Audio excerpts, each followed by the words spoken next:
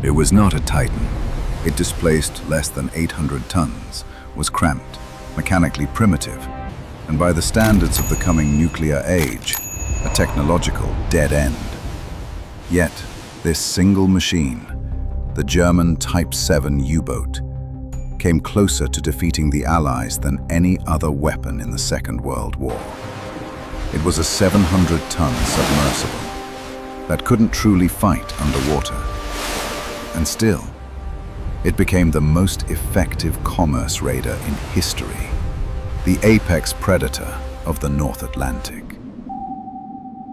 Operating in coordinated Wolfpacks, these boats severed the transatlantic lifeline, sinking over 2,800 Allied ships. In 1942, this one machine was bringing the British Empire to its knees, threatening total starvation. How? How did a vessel so small, so mass-produced, and so vulnerable become the single most terrifying weapon of the war? This is the story of the Type VII U-Boat and the strategic and technological flaw that sealed its fate. We will dissect how it was designed and why it failed.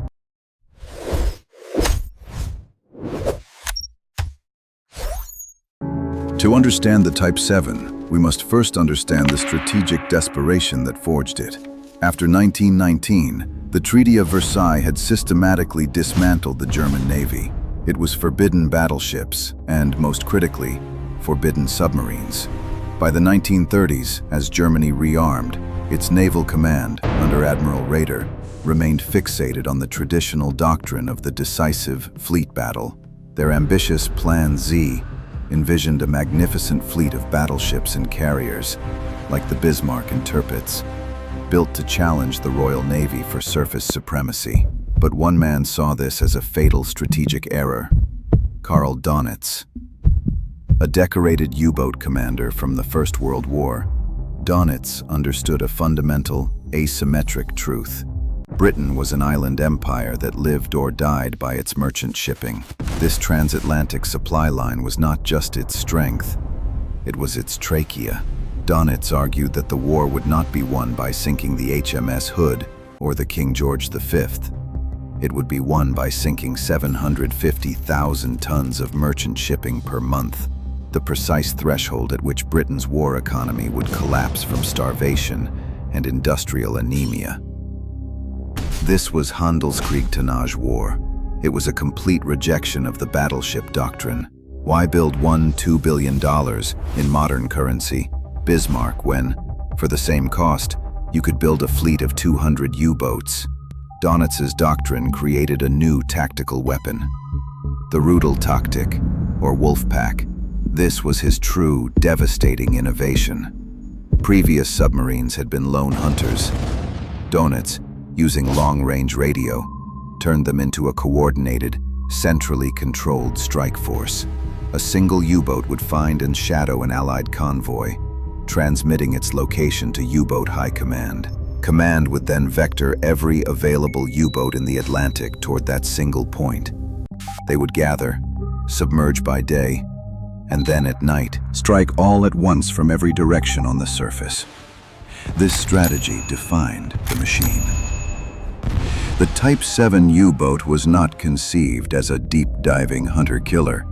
It was designed as a small, cheap, and rapidly producible surface attack boat that could cross the Atlantic, form a picket line, and execute the Wolfpack doctrine. It was the asymmetric engine of a new kind of war.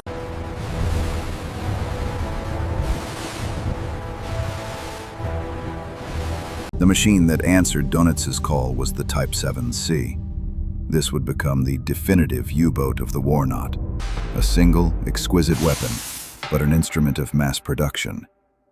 More than 700 were built, and when we dissect the design, we see it was an engine of brutal efficiency, not elegance. This was not a battle cruiser like the Kursk. The Type VII was tiny, just 67 meters long, and displaced only 769 tons. Forget the double hull of later submarines. Our cross-section analysis shows a single, thin pressure hull, just 18.5 millimeters thick. This was the cigar tube that held the crew and machinery. Outside this tube, we find the external saddle tanks, which held its fuel and ballast water, giving the boat its distinctive, shark-like shape. This design was not for survivability, it was for producibility. The entire boat was built in 8 prefabricated welded sections at different factories, then shipped to the yards for final assembly. The Type VII was less a ship and more a series of components, a design philosophy that allowed Germany to churn out one U-boat every 56 hours at its peak. But the key to its success, and its eventual failure, lies in its propulsion. When we peel back the outer casing to the engine room, we don't find a revolutionary new power source. We find 2 powerful MAN M6V 4046 supercharged diesel engines. These were its lungs. This is the central paradox of the U-boat. It was not a submarine. It was a torpedo boat that could submerge. These diesels were air-breathing engines, making the Type VII a surface ship 90% of the time. On the surface, it was fast, over 17 knots faster than the merchant convoys it hunted, and even faster than many of the corvettes assigned to protect them. These engines gave it a transatlantic range of 8,500 nautical miles, allowing it to prowl the shipping lanes off New York and in the Caribbean. Only when attacking, or when forced to hide, did it become a submarine. When the captain shouted, "Alarm!" or "Tauchen!" dive, the diesels would shut down, the vents would slam closed, and the boat would switch to its 2 Siemens-Schuckert electric motors. Our analysis of its battery banks reveals the critical limitation. Underwater, the Type VII was a shadow of itself. It could manage 7.6 knots for perhaps 30 minutes, or crawl at 4 knots for just 80 miles, before its batteries were spent. It was slow, blind, and had the underwater endurance of a sprinter. Its purpose was not to fight underwater, but to vanish. Its primary weapon system was just as specialized. Moving forward to the bow, we find a cramped torpedo room, packed with 4 tubes and its reload systems. The Type VII Sting was in its torpedoes. It carried the G7A, a powerful steam-propelled weapon. But our investigation points to its other torpedo as the real convoy killer, the G7E, or electric torpedo. This weapon was slower and had a shorter range, but its crucial feature was that it was electric. It left no telltale bubble stream or wake, making it virtually invisible, especially at night. This was the perfect tool for the Wolfpack doctrine. A Type VII would use its high surface speed to race ahead of a convoy, dive to periscope depth, and fire a salvo of wakeless G7E torpedoes from just inside the convoy's screen. This was a near-perfect nocturnal predator, a masterpiece of asymmetric design. But it had one critical dependency, located here, in a tiny, soundproofed room, the Funkraum, or radio room. This was the U-boat's nervous system. It was how the lone wolf heard the call of the pack, and how it received its orders directly from Dönitz. This constant high-frequency chatter held the entire Wolfpack strategy together. And as we will see, it would be the very thing that tore it apart.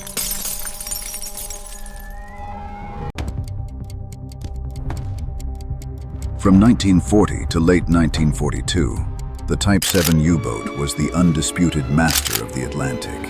These were the happy times for Dönitz's crews. The Wolfpack tactic was working with devastating precision, and tonnage statistics climbed relentlessly toward the 750,000-ton breaking point. The Type VII, with its surface speed, long range, and radio coordination, seemed to be an unsolvable strategic problem. Then came May 1943. History would call it Black May. In this single 30-day period, the entire strategic balance of the Atlantic War inverted almost overnight. The U-boat, the apex predator, suddenly became the prey.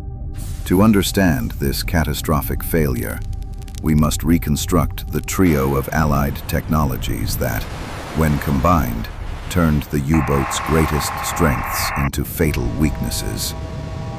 The first blow was aimed at the U-boat's nervous system, its radio. As we saw in Act 3, the entire Wolfpack tactic depended on the Funkraum. A U-boat, upon spotting a convoy, had to surface and transmit a long radio signal back to U-boat command. This signal, our analysis shows, was its Achilles heel. The Allies developed a system called high-frequency direction finding, or HFDUF. Instead of trying to decode the message, Allied escort ships used this device to get an instant bearing on the source of the transmission.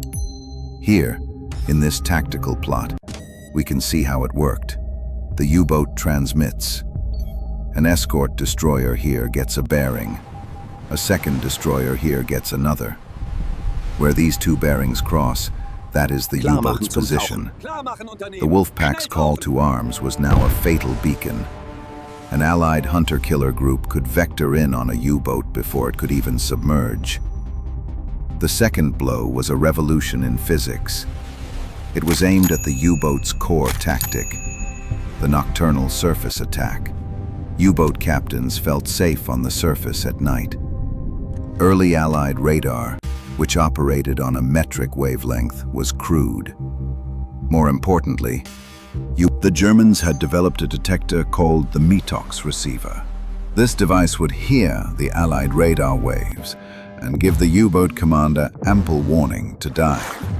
But in 1940, British scientists had invented the cavity magnetron. This device, small enough to fit in a shoebox, could generate powerful, high-frequency microwave energy. It was the birth of centimetric radar. Our forensic analysis of this technology reveals its killer app. The German METOX receiver was physically incapable of detecting these 10-centimeter wavelength signals. For the U-boat commander, his radar detector was now silent. He believed he was invisible. Now we can reconstruct the U-boat's final moments. A Type VII is on the surface at night, recharging its batteries. Its METOX silent. The captain feels secure. Keep watching the horizon. But 10 miles away, a VLR, very long-range, Liberator bomber, or a Royal Navy sloop, has him painted on a new, high-resolution centimetric radar screen. The U-boat is a bright green bloom on their scope. The attacker, guided by this invisible radar beam, approaches in total darkness. The first warning the U-boat lookouts have is the sound of aircraft engines or the silhouette of a warship already inside weapons range. By the time the captain screams, "Alarm! Tauchen!" it is too late. The aircraft's lee light snaps on, illuminating the submarine in a blinding glare, and the depth charges are already falling. HFDUF and centimetric radar were devastating, but the third and final blow was logistical. The Allies closed the mid-Atlantic gap, that black hole in the center of the ocean that had been too far for land-based aircraft to patrol, with VLR Liberators flying from Newfoundland and Iceland, and new, small escort carriers joining the convoys. There was no longer any place to hide. In Black May 1943, Dönitz's Wolfpacks ran headlong into this new technological barrier. The result was a slaughter. 41 U-boats were lost, over 25% of his entire operational fleet, in a single month. The Hunter had become the hunted. The North Atlantic, once a killing field for the Reich, was now a U-boat graveyard.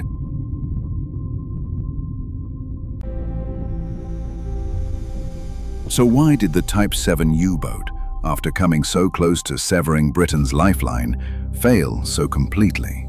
Our forensic analysis concludes that the catastrophe of Black May was not a fluke, but the inevitable result of a fatal systemic flaw.